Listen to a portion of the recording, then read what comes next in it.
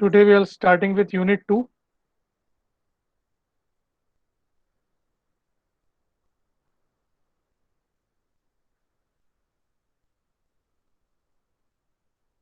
So Unit 2 में we are going to study about programming language processors, characteristics of programming languages, factors influencing the evolution of programming languages, development in programming methodologies, desirable features, design issues, structure and operation of translators, software simulated computer, syntax semantics, virtual computers, binding, storage management comparisons, ये सब कुछ points हैं जिनको हम discuss करेंगे and these are related to programming languages actually.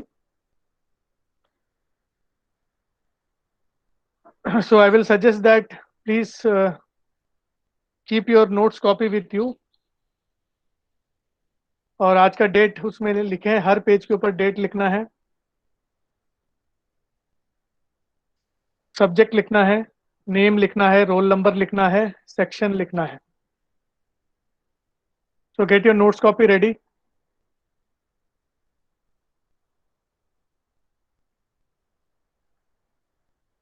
तो unit 2 का जो आउटलाइन है इसको आप नोट करके रख सकते हैं. As this syllabus, as soon as this syllabus is approved by the university, it will be uploaded in the university website. So regularly check the university website for the syllabus, the latest third semester syllabus. It is actually with the university under approval. So as soon as they approve, they will upload it. तो unit 2 का जो अब अगर आप चाहें तो note करके रख सकते हैं. ये सब हम टॉपिक्स हम डिस्कस करेंगे in unit 2. So again I will repeat, we will study about programming language processors, characteristics of programming languages, factors influencing the evolution of programming languages, development in programming methodologies, desirable features and design issues, structure and operation of translators, software simulated computer syntax semantic structure, virtual computers, binding and storage management. So these are the points or the topics that we will be discussing in unit 2. So इसको सबको brief में note कर सकते हैं आप. So we'll start with the first topic, which is characteristics of programming languages.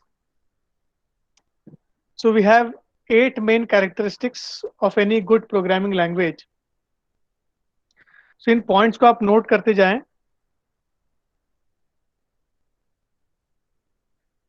The language must allow the programmer to write simple, clear, and concise programs. So the programming languages that we are using should not be complex. Should not be complex. The constructs or the statements used in our programming language should be easy to understand and write and learn. So जो programming languages हम use करते हैं वो तभी popular होता है जब which is simple, which is clear and concise. Concise का मतलब होगा कम स्टेटमेंट्स में ज्यादा काम अगर हो तो प्रोग्रामिंग लैंग्वेज ज्यादा सक्सेसफुल होता है. जैसे C++ में सी आउट स्टेटमेंट से आप आउटपुट स्क्रीन पे कुछ राइट कर सकते हैं. वही चीज अगर जावा में करना हो तो system.out.println करके स्टेटमेंट यूज करना पड़ता है to write something on the output screen. So cout is better than system.out.println because cout एक वर्ड है, system.out.println ये जो है 3-4 वर्ड्स डॉट डॉट मिला दे तो 4-5 वर्ड्स का कॉम्बिनेशन बनता है. So that is not concise. But again Java जो है वो it is not meant for console programming. So उसमें उस टाइप के कंस्ट्रक्ट्स दिए नहीं है जो कंसोल प्रोग्रामिंग में हम यूज करते हैं, जो सी और सी प्लस प्लस में दिए रहते हैं. जावा जो है जनरली जीयूआई रिलेटेड या वेब रिलेटेड प्रोग्रामिंग में हम यूज करते हैं. तो उसका कंस्ट्रक्ट उसके हिसाब से इजी है, कंसाइज है. इससे भी आगे जो निकल गया है वो है पाइथन, जिसमें छोटे छोटे lines of 2-4 line of code लिखते ही आप बहुत बड़े बड़े टास्क को बहुत शॉर्टकट वे में कर सकते हैं. So that is how the programming languages become easier और concise and they become popular. Second जो कैरेक्टरिस्टिक है वो है language must be simple to use so that a programmer can learn without any explicit training. अलग से training की जरूरत ना पड़े. अगर पहले से उसे कोई प्रोग्रामिंग लैंग्वेज आता है तो उस नए प्रोग्रामिंग लैंग्वेज को लर्न करने में उसको आसानी हो. The case with Java is like similar to that. If you know C++, then you can easily learn Java because the syntax is similar. The concepts of object-oriented programming is similar. So it is very easy for a programmer to adapt to a new programming language if the new programming language does not need explicit training. So it is easier to shift from C++ to Java. So इसलिए Java इतना popular हुआ था, अभी भी है, because जितने भी C++ programmers थे सभी जावा पे शिफ्ट कर गए थे. सिमिलरली सी विजुअल C++ जिसको बोलते हैं वो भी काफी हद तक सिमिलर है विद C++. विजुअल C++ में जो प्रोग्रामिंग करते हैं और जावा में जो प्रोग्रामिंग करते हैं उन लोग भी जो है they can learn each others languages without a need of explicit training because concepts ideas are very similar. So इस टाइप के प्रोग्रामिंग लैंग्वेजेस ज्यादा सक्सेसफुल हो जाते हैं. द लैंग्वेज थर्ड पॉइंट है the language must B platform independent. So what does it mean platform independent? Platform मतलब operating system, platform मतलब hardware platform, platform मतलब सॉफ्टवेयर प्लेटफॉर्म. ये दोनों चीजें आ जाती हैं. हार्डवेयर प्लेटफॉर्म जो हम अपना लैपटॉप्स और डेस्कटॉप्स वगैरह यूज करते हैं उनको हम हार्डवेयर प्लेटफॉर्म बोलते हैं. और जो डेस्कटॉप और लैपटॉप के ऊपर जो सिस्टम सॉफ्टवेयर चलता है जिसको ऑपरेटिंग सिस्टम कहते हैं उनको हम सॉफ्टवेयर प्लेटफॉर्म्स बोलते हैं.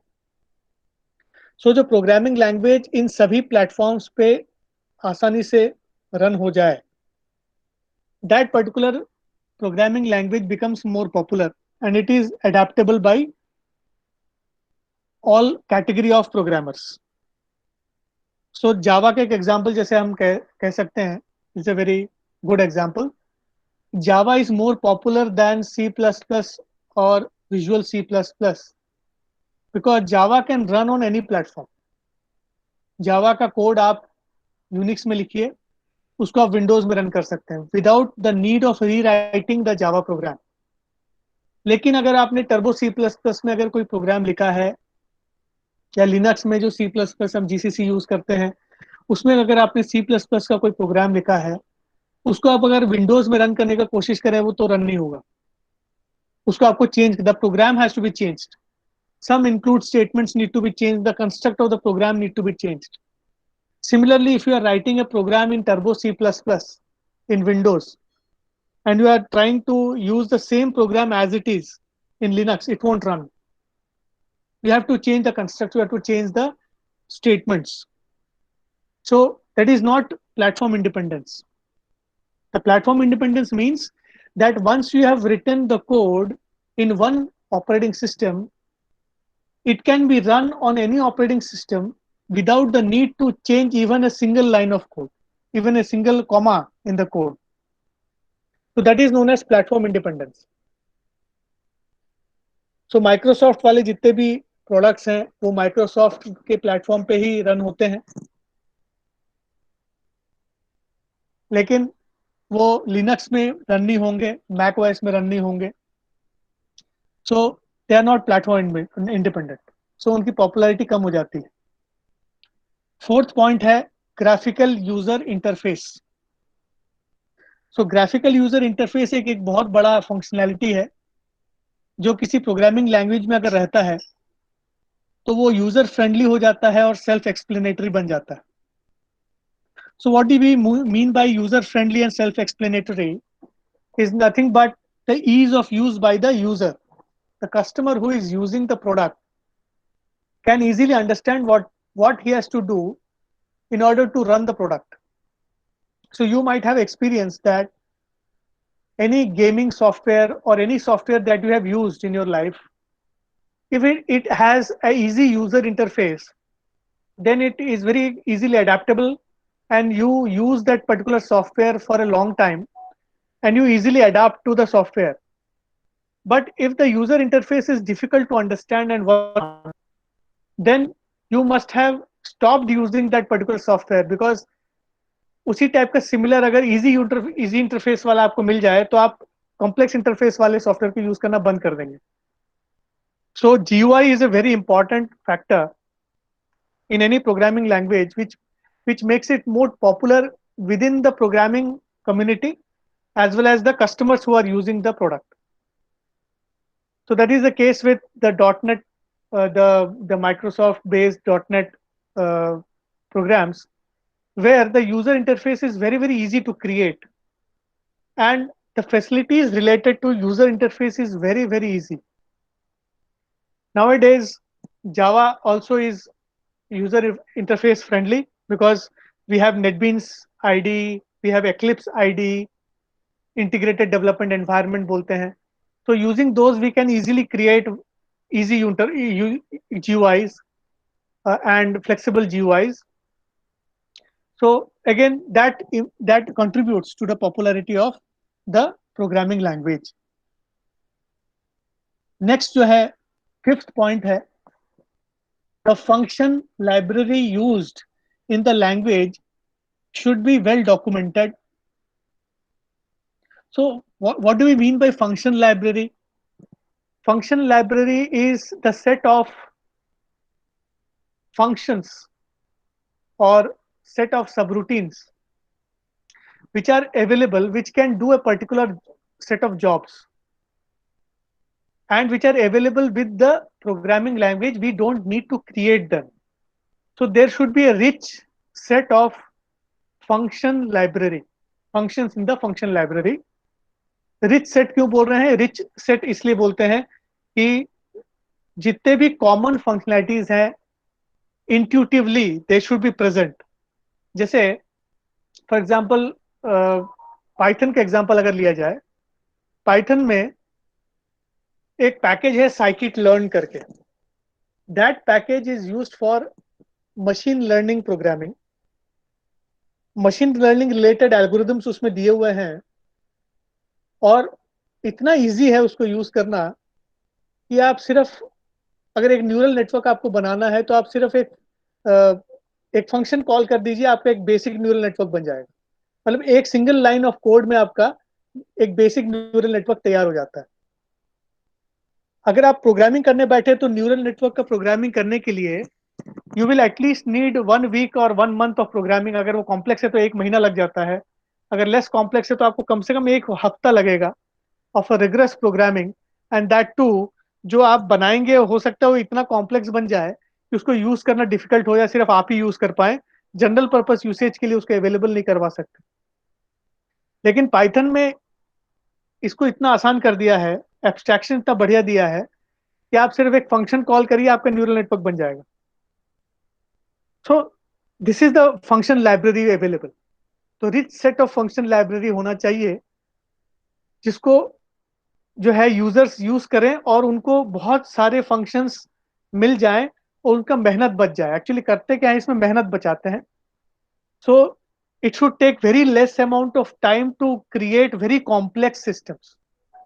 तो जब तक हमारे पास फंक्शन लाइब्रेरी रिच नहीं है तब तक ये चीज हम कर नहीं सकते।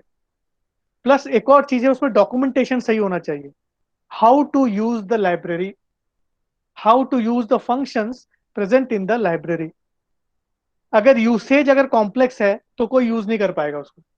यूसेज सिंपल होना चाहिए और उसका डिस्क्रिप्शन भी प्रॉपरली देना चाहिए। डॉक्यूमेंटेशन का मतलब होता है proper description of how to use it, help बोलते हैं जिसको।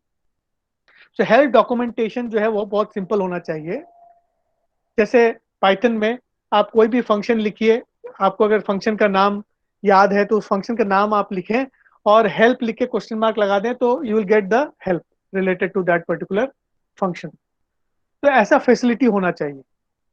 तो the function library should be extensive and should be well documented. उसके बाद सिक्स पॉइंट है, इसमें सेवेंथ लिखा हुआ है, this actually six point.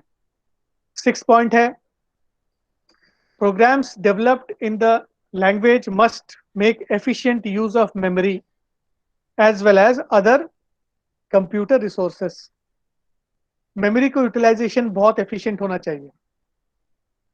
Because अगर हमारा प्रोग्राम बढ़िया चल रहा है, it is serving the purpose, but if the program is acquiring a huge amount of space, or if the when the program is running it is unable to manage the available memory space properly, then that particular application program will hang, will get disrupted and will can suddenly end। इसको बोलते हैं abnormal programme termination हो सकता है, crash हो सकता है, क्योंकि मेमोरी मैनेजमेंट को अगर ठीक से ना करें। तो इस मामले में Java is very efficient. Java programming language को हम यूज करते हैं, देखिएगा जो एम्बेडेड सिस्टम्स होते हैं, जैसे एम्बेडेड सिस्टम्स का एक बहुत बहुत ही पॉपुलर एग्जांपल है आपका मोबाइल फोन। आपने कभी सुना होगा कि जावा जावा एनेबल्ड डिवाइस या जावा एनेबल्ड मोबाइल फोन्स हुआ करते थे जिसमें जावा के प्रोग्राम्स चला करते थे, जावा का ऑपरेटिंग सिस्टम भी यूज होता था। So that is because Java takes a very less amount of memory and it is very efficient to manage memory. So अभी भी पॉपुलर है, जैसे जावा बेस्ड प्रोग्राम्स अभी भी पॉपुलर हैं, जो हमारे सेट टॉप बॉक्स में भी जावा बेस्ड प्रोग्राम्स रहते हैं। सेट टॉप बॉक्स जो हम लोग अपने टीवी में यूज करते हैं, उनमें उनमें जो प्रोग्रामिंग, जो हार्डवेयर की प्रोग्रामिंग रहती है वो जावा में की हुई रहती है। बिकॉज एम्बेडेड सिस्टम्स में जावा प्रोग्राम्स बहुत अच्छा एफिशिएंटली वर्क करते हैं। So this is how we understand how successfully the programming language is managing the memory। उसके बाद सेवेंथ पॉइंट है, the language must provide necessary tools for development, testing, debugging and maintenance of a program. ठीक, so इसको हम बोलते हैं IDE, integrated development environment. ये एक बहुत ही इंपॉर्टेंट टूल होता है जो प्रोग्रामिंग लैंग्वेज के साथ दी रहती है, that helps to build the program, that helps to test the program, that helps to run the program, compile and run it। तो ये फैसिलिटी होनी चाहिए। जैसे जावा में एक फैसिलिटी, जावा में, जावा के अंदर तो नहीं है लेकिन जावा के कनेक्टेड जैसे नेटबीन्स है। अभी क्या है, जावा पहले क्या था, सन कॉर्पोरेशन को बिलोंग करता था, then it was not available from Java, but now it belongs to Oracle corporation. So the Oracle corporation has purchased Java, it is Sun Microsystems, and now it is Oracle, coming under Oracle. And also Oracle has purchased NetBeans, which is an IDE, open source IDE for working on Java and other programming languages also। So जो IDE हमको मिला है, जैसे NetBeans है, Eclipse है, इस पे हम जावा के प्रोग्राम्स को लिख सकते हैं। We can run them, we can compile them, we can debug them, we can test them, we can do anything we want, we can create projects we can share projects, collaboration में projects बना सकते हैं, बहुत सारी facilities दी रहती है ID के अंदर. तो integrated development environments are a very attractive feature that helps us to build the applications using the programming languages, which makes it more popular. जो C++ में लिमिटेड है, लेकिन जावा में बहुत बढ़िया तरीके से, मतलब जावा प्रोग्रामिंग लैंग्वेज को सपोर्ट करने वाले आईडीज बहुत अच्छे हैं जो प्रोफेशनली यूज होते हैं, जो जो कंपनीज यूज करती हैं, जैसे नेटबीन्स है, एक्लिप्स है. तो दैट मेक्स इट पॉपुलर. ठीक. इसमें एक आठवां पॉइंट है जो आप नोट कर सकते हैं, which is the support, technical support. Eighth जो इसमें जो पॉइंट है, दैट इज टेक्निकल सपोर्ट. ठीक. जो एट्थ पॉइंट है वो टेक्निकल सपोर्ट है, उसको नोट कर लीजिए. Eighth point is technical support. What is technical support? Technical support is nothing but the support given to the programming language when there is a problem. The support given to the programming language when there is a problem. तो technical support जो आप observe करेंगे कि open source languages में technical support बहुत कम मिलता है. So when you are facing a problem during a writing a program, say for example you are developing a project in say Java, and the same JSP and servlets you are using, and similarly you are using PHP also. Parallelly a team is using PHP for developing the same application, web application, and you are using JSP servlets to develop the same web application. There are two teams. One is the Java based team and another is PHP team. So what will happen? Say here in this case, if both of them face a problem, what will we do? The PHP team will float or send its problem request to the forum. PHP का एक forum है, open source PHP का एक forum है, जहां पे आप अपने क्वेरीज को डाल सकते हैं. And as soon as you give the queries, the programmers who are reading them might give you an answer. उन्होंने वो प्रॉब्लम सॉल्व किया होगा कभी, तो उनमें से जो इंटरेस्टेड होगा, जिसके पास टाइम होगा, वो आपको रिप्लाई बैक करेगा. अब आप ये सोच के देखिए कि पीएचपी वाले टीम को इमीडिएट रिस्पॉन्स मिलेगा क्या? I don't think so. Because आज आपने जो पोस्ट किया है, से फॉर एग्जाम्पल अभी अगर आपने पोस्ट किया है, तो अभी तो अमेरिका में रात है. May be the programmers might be in deep sleep. Who is efficient, who is having the solution, वो सवेरे उठेगा, तब आपका क्वेरी देखेगा, तब आपको रिप्लाई बैक करेगा.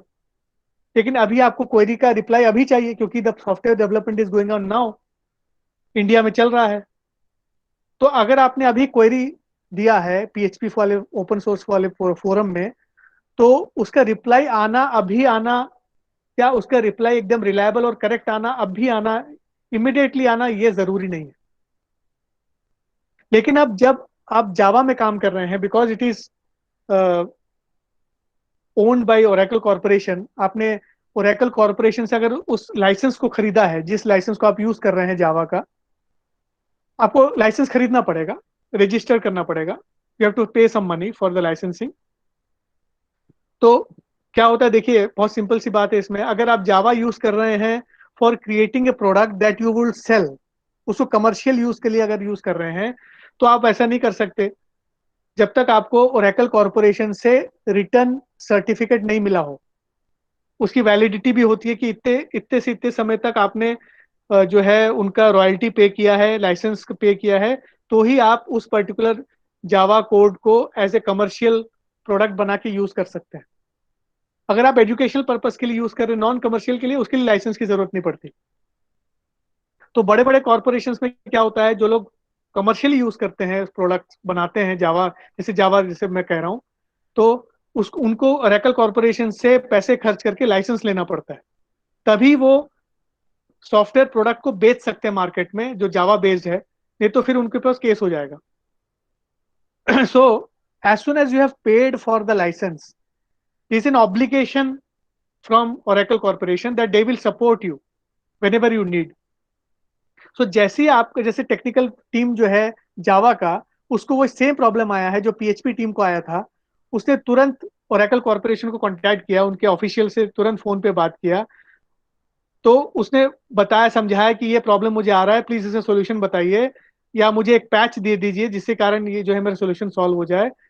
इसमें क्या होता है कि विद इन फ्यू आवर्स या विद इन 24 आवर्स कह सकते हैं, या विद इन फ्यू आवर्स ही रहता है, रिस्पॉन्स टाइम बहुत बहुत हाई रहता है इनका, कि विद इन फ्यू आवर्स उसका या तो पैच बना के भेज देंगे आपको, या तो फिर उसका सोल्यूशन बता देंगे, तो आपका प्रोडक्शन तुरंत आगे बढ़ जाएगा। तो there is a huge difference, technical support का एक बहुत बड़ा डिफरेंस आपको यहाँ समझ में आ रहा होगा कि ओपन सोर्स सॉफ्टवेयर को अगर यूज कर रहे हैं और एक लाइसेंस सॉफ्टवेयर को अगर यूज करते हैं, तो उसमें एक ह्यूज डिफरेंस आता है when it comes to technical support. तो that also is a popularity factor, जो एट्थ फैक्टर है टेक्निकल सपोर्ट। सो होपफुली ये जो 8 पॉइंट्स हैं, you must have written down and understood. तो कोई डाउट्स होता है तो प्लीज पूछिएगा। नेक्स्ट आता है factors influencing the evolution of programming languages from customers user या users view point. As a customer और यूजर, जैसे वही मैंने एग्जांपल दे रहा था कि जैसे आप कभी गेमिंग सॉफ्टवेयर वगैरह यूज किए होंगे, या तो और भी कोई सॉफ्टवेयर यूज किए होंगे, तो now you are the customer, you are using the software. तो as a customer what is the view point कि प्रोग्रामिंग लैंग्वेज जो बनते हैं उनका इवोल्यूशन जो है अगर यूजर्स के फीडबैक से कैसे इवॉल्व होता है, how the programming language evolve by customers feedback and customers view point. क्योंकि what happens is that a software company always requires customer feedback. Whenever a product is launched, it is launched in a beta version. The beta version is actually the version which is being tested by the user, and the user give their response to the company, and company makes changes to the software. It improves the software according to the user needs, so that users are 100% satisfied with the product and enjoy using the product and keep using the product for longer and longer time. तो उससे क्या होता है, company का popularity बढ़ता है, उसका cell बढ़ता है, वगैरह वगैरह। So from customers point of view, the programming language evolves because उसमें फंक्शनैलिटीज ऐड होते जाती हैं, और कस्टमर पॉइंट ऑफ व्यू से एक्चुअली फंक्शनैलिटीज उसमें ऐड होती हैं। तो it is an evolution, it is A improvement in the programming language structure. तो सबसे पहला जो फैक्टर है दैट इज यूजर रिक्वायरमेंट्स। तो यूजर रिक्वायरमेंट्स क्या है कि यूजर्स जो है वो बहुत सारी चीजें एक्सपेक्ट करने लगते हैं फ्रॉम द प्रोडक्ट। तो यूजर को आसान करने के लिए, यूजर की यूजेबिलिटी को आसान करने के लिए, उसके काम को इजी करने के लिए automation, efficiency, accuracy, cost and time effectiveness, ये सब चीजें जो है सॉफ्टवेयर एप्लीकेशंस में, प्रोग्रामिंग लैंग्वेजेस में इंट्रोड्यूस की जाती हैं। तो here we see that there is an evolution, मतलब इवॉल्व हो रहा है। आप ऑब्जर्व करेंगे प्रोग्रामिंग लैंग्वेज जो शुरू में यूज होता था, जैसे आपने शायद ही यूज किया होगा, कोबॉल, पास्कल, लोटस 1 2 3 करके आता था। और आज के डेट में देखिए, जैसे एग्जांपल बता रहा हूँ कि मैंने जब प्रोग्रामिंग लैंग्वेज सीखा था तब सी और सी प्लस प्लस शुरू हो गया था, सी शुरू हो गया था, तब सी लैंग्वेज आया था। और मेरे से पहले जो इंजीनियर्स बन रहे थे, उन लोग कोबॉल में प्रोग्रामिंग करते थे। तो हम लोग जो है हंसते थे कोबॉल के प्रोग्राम्स को देख के। लोटस 1 2 3 करके एक प्रोग्राम आता था, एक सॉफ्टवेयर एप्लीकेशन हुआ करता था, उसमें प्रोग्रामिंग भी होती थी। वो क्या होता था, वो स्प्रेडशीट के जैसे काम करता था। आज के जमाने में आप एक्सएलएस फाइल्स यूज करते हैं फॉर स्प्रेडशीट्स। सो अगर उसको कंपेयर करके अगर मैं कंपेयर करूं, तो it is a huge difference, very very big difference is there. क्योंकि बहुत सारी चीजें जो है उसमें चेंज हो गई हैं, जैसे ऑटोमेशन, जैसे एफिशिएंसी है, एक्यूरेसी है, कॉस्ट एंड टाइम इफेक्टिवनेस है, सब कुछ चेंज हो गया है और इम्प्रूव हो गया है। अब ये क्यों इम्प्रूव हुआ? Because the end user is demanding all these things. And user को और ये सब चाहिए। एंड यूजर को जैसे ही प्रोडक्ट में इंप्रूवमेंट मिलता है, एंड यूजर उस प्रोडक्ट को यूज करने लगता है। इसीलिए आप देखेंगे कि माइक्रोसॉफ्ट का जो स्प्रेडशीट वाला प्रोग्राम है, बहुत ज़्यादा पॉपुलर है, यहाँ तक कि रिसर्च में भी यूज़ होता है। उसमें इतनी सारी चीज़ें दे दी गई हैं, मतलब वो कमर्शियली यूज़ करने के उसमें फंक्शंस हैं, कमर्शियल यूज़ के भी फंक्शंस हैं और रिसर्च यूज़ के भी फंक्शंस हैं। बहुत ज़्यादा पॉपुलर है। अभी लोटस 123 जो है डिमांड करता है। Everybody has forgotten about Lotus 123. The reason is very simple. The functionalities which are being provided for user is increased exponentially. इसमें automation, efficiency, accuracy and cost and time effectiveness ये सब चीजें उसमें include होती जाती हैं। ये पहला पॉइंट है। दूसरा पॉइंट है user and customer expectations. So the customer needs, customer जो नीड, उसको जो ऑलरेडी अपडेटेड सॉफ्टवेयर मिलते जाते हैं, उससे उसका क्या होता है, डिमांड बढ़ते जाता है, कस्टमर एक्सपेक्टेशंस बढ़ते जाते हैं। कस्टमर एक्सपेक्टेशंस बढ़ने के कारण क्या होता है, companies are compelled to give them such products which are more advanced. जैसे आप एग्जांपल तौर पे अगर देखें, जो मोबाइल फोन्स हम लोग यूज करते हैं, I use to use Nokia mobile phones which was having keypads. उसमें जो है मुश्किल से एक स्नेक वाला प्रोग्राम था जिसको कभी कभी मैं खेलता था, लेकिन जनरली मैं उसको सिर्फ कॉल रिसीव करने के लिए और कॉल करने के लिए यूज करता था, बस मेरा यही पर्पस था। I was not expecting more than that. लेकिन क्या हुआ, अचानक से नोकिया ने क्या किया कि कुछ ऐसे फोन्स इंट्रोड्यूस करने लग गया मार्केट में जिसमें जो है कलर्ड स्क्रीन आने लग गए, और उसमें जो है और फीचर्स आने, उसका स्क्रीन बड़ा हो गया। तो फिर क्या हुआ कि जैसे मुझे भी जो है ऐसे लगने लग गया कि मुझे भी एक बड़ा स्क्रीन का लेना चाहिए, कलर्ड फुल फोन लेना चाहिए। मेरे अब what happened now is that my expectation has increased. Now I don't want to see the black and white phone, I want to see a coloured phone. अब उस coloured phone में भी आप देखिएगा धीरे धीरे क्या हो गया, टच फोन आ गया। फिर मुझे वो कलर्ड फोन उतना अच्छा नहीं लगा, वो टच पैड, वो जो कीपैड वाला। I now want a touch pad phone which is coloured, so my expectation is increasing. ये एक्सपेक्टेशन जो कस्टमर का इंक्रीज होते जा रहा है, अभी इसको रिड्यूस नहीं कर सकते आप। अब आपको अपडेटेड सॉफ्टवेयर ही बनाना पड़ेगा, अब आप डाउनग्रेडेड सॉफ्टवेयर नहीं बना सकते। So this is how the evolution takes place. अभी आज के जमाने में स्मार्टफोन्स आ गए हैं that not only are used for calling and receiving phone calls, they are used for everything else other than calling and using it for calling or making phone calls। मतलब ये एक लाइफ का एक integral part जैसे बन गया। So this is how evolution takes place. Now the programming style has changed, the software system has entirely changed, the way in which the softwares are developed has changed। It is why, due to the expectations, the increasing expectations from the customers। सो दो main points हैं इसमें, user requirements का change होना और customer expectations का change हो जाना।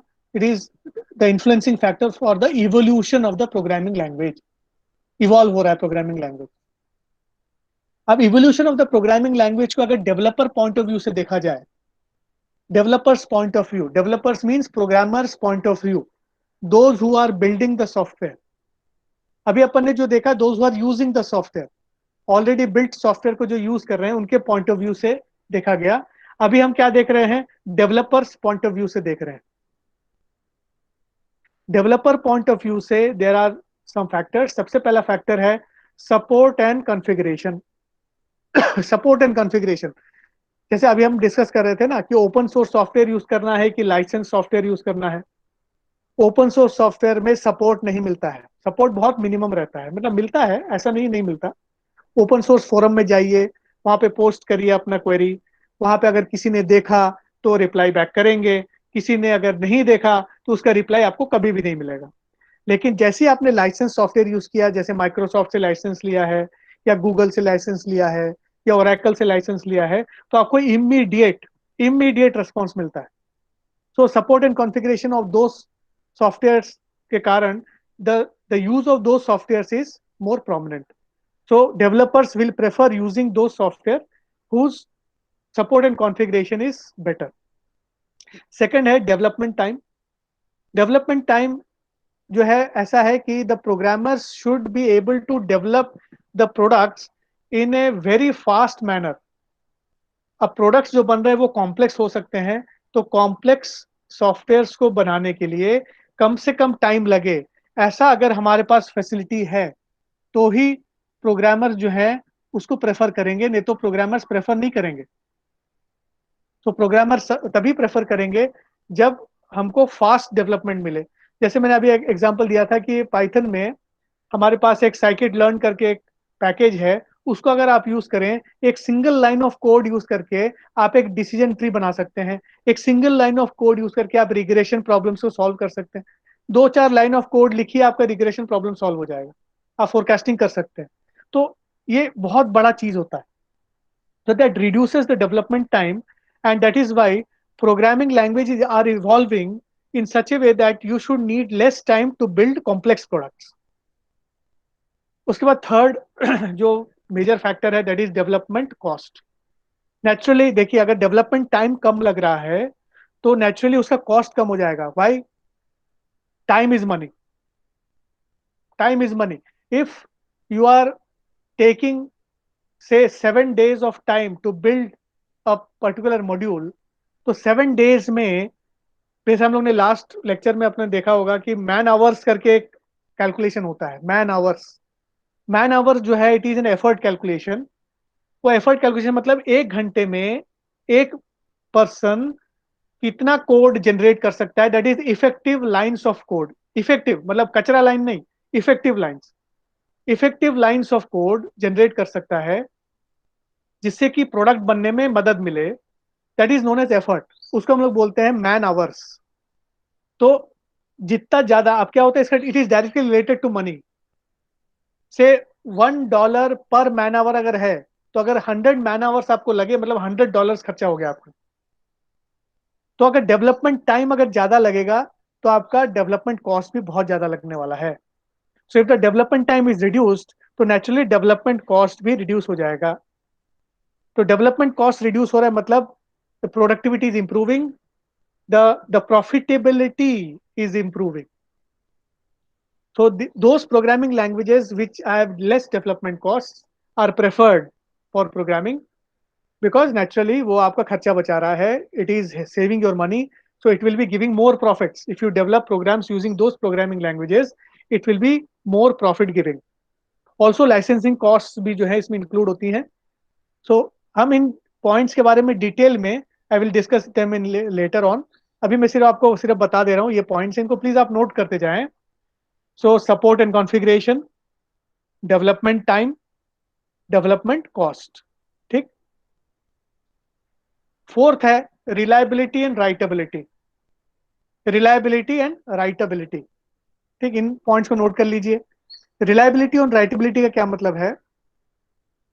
Reliability का मतलब है कि जो सॉफ्टवेयर, रोबस्टनेस बोलते हैं इसको, कि जो सॉफ्टवेयर आपने लिखा है, जो कोड आपने लिखा है, जो एक्सपेक्टेशन है वैसे ही रन करना चाहिए। ऐसा नहीं है कि उसमें जो है लोड ज़्यादा आते ही वो मिसबिहेव करने लगे, वो क्रैश होने लगे, ऐसा नहीं होना चाहिए। So reliability is very important factor. और writeability, writeability means ease, very ease to understand and write. So it should be very easy to learn. तो प्रोग्रामिंग लैंग्वेज जो है वो इजी टू लर्न होना चाहिए, अडेप्टेबल होना चाहिए। सो जैसे मैंने अभी एग्जाम्पल दिया था जावा का, कि अगर आपने सी प्लस प्लस ऑलरेडी पढ़ा हुआ है तो जावा में शिफ्ट करना कोई बड़ी बात नहीं है, बहुत आसानी से आप शिफ्ट कर सकते हैं। तो इट इज राइटेबिलिटी है, उसमें रीडेबिलिटी भी है। तो it is very readable and writable. ठीक, रिलायबिलिटी लास्ट छठवां पॉइंट है, वो मैं पहले बोल रहा था। रीडेबिलिटी एंड राइटेबिलिटी के बारे में कह रहा हूँ कि कोई भी प्रोग्रामिंग लैंग्वेज जो बहुत इजीली अडेप्टेबल होता है, जो आपने ऑलरेडी लर्न किए हुए हैं वही प्रोग्रामिंग लैंग्वेज को लर्न करके आप अगर एक दूसरा प्रोग्रामिंग लैंग्वेज को लर्न कर सकें without any extra need of training, तो वो ज़्यादा अडेप्टेबल होता है, मतलब that is more adaptable, so it is more popular. So programmers prefer to use those वो new programming languages which are more adaptable. ठीक। फिफ्थ पॉइंट है efficiency. Efficiency का मतलब है memory efficiency, response time efficiency. So जैसे अभी मैं अपन discuss last slides में, कुछ स्लाइड्स में, कि जैसे जावा है, जावा का प्रोग्राम जो जैसे आप बनाते हैं वो सेट टॉप बॉक्स में आप रख सकते हैं। ठीक है, सेट टॉप बॉक्स का एक छोटा सा हार्डवेयर होता है जिसमें मेमोरी बहुत ही कम होता है, तो मेमोरी एफिशिएंट प्रोग्राम ही उसमें चल सकता है, तो जावा का कोड उसमें डाला जाता है, तो it is more memory efficient. Memory efficient जो रहेगा वो नेचुरली रेस्पॉन्सिव होता है, बहुत फास्ट रेस्पॉन्स देता है। So that is why the programs written in Java is more popular than any programming language which are written in embedded systems due to that efficiency part. So programmers prefer to use those programming languages which are efficient in memory and response time. Sixth point है reliability. Reliability का मतलब ही वही अभी मैंने बताया कि robustness बोलते हैं इसको। robustness का मतलब यही है कि जैसे ही लोड बढ़े या जैसे ही डिफिकल्ट सिचुएशन आए, तो आपका जो मॉड्यूल है वो मिसबिहेव नहीं करना चाहिए या ब्रेक डाउन नहीं होना चाहिए। So if it is behaving properly and handling all the problems in an efficient manner, that means the software that you have used for creating the module is reliable. Software that you have used to create the module is reliable. So that is the reliability factor which is very important by the through the programmer point of view. So these are the 6 points that we'll be discussing in details. ठीक, सो अभी तक जो अपन ने discuss किया इसमें किसी को कोई डाउट है तो प्लीज मुझे बताइए, so I will answer your queries.